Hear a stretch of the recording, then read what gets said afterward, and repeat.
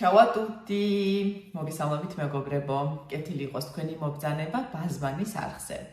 დაგიბრუნდით ახალი მინი გაკვეთილით. დღეს მინდა განვიხილოთ იტალიური ზმნა mantenere, რომელსაც სამი მნიშვნელობა აქვს.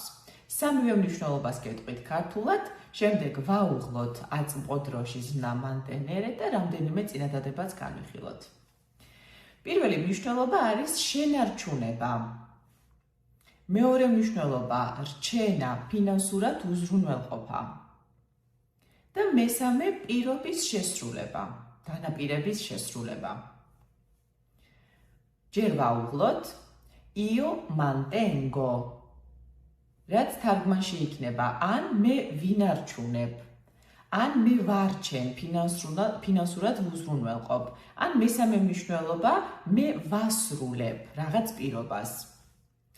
Tu mantieni, lui, lei mantiene, noi manteniamo, voi mantenete, loro mantengono.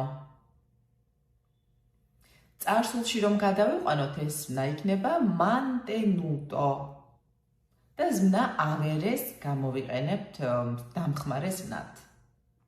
მოდით განვიხილოთ რამდენიმე წინადადება. Mantieni la calma prima di rispondere. სიმშვიდე შეინარჩუნე პასუხის გაცემამდე. ანუ შეინარჩუნე სიმშვიდე მანამ, სანამ გამცემ პასუხს. Mantieni la calma. Mantengo la promessa e rimango a casa tua a dormire. პირობას ვასრულებ და შენ სახლში ვრჩები დასაძინებლად. Mantengo la promessa. Marco mantiene la sua famiglia. Marco არჩენს მის ოჯახს, ფინანსურად უზრუნველყოფს ოჯახს. Non hanno mantenuto l'ordine a casa. სახლში წესრიგი არ შეინარჩუნეს. პირველი მნიშვნელობა იყო თუ გახსოვთ შენარჩუნება. Non hanno mantenuto. არ შეინარჩუნეს. Perché non hai mantenuto la promessa? რატომ არ აასრულე პირობა, რატომ არ შეასრულე დანაპირები? Mi girava la testa e non mantenevo l'equilibrio. თავბრუ მეხვეოდა და ვერ ვინარჩუნებდი წონასწორობას. Mantenere l'equilibrio, წონასწორობის შენარჩუნება. დღეისათვის სულ ეს იყო.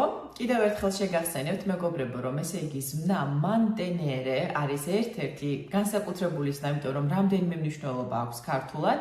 შენარჩუნება პირველი მნიშვნელობა იყო, მეორე მნიშვნელობა იყო რჩენა და ფინანსურად უზრუნველყოფა და მესამე მნიშვნელობა იყო პირობის დანაპირების შესრულება.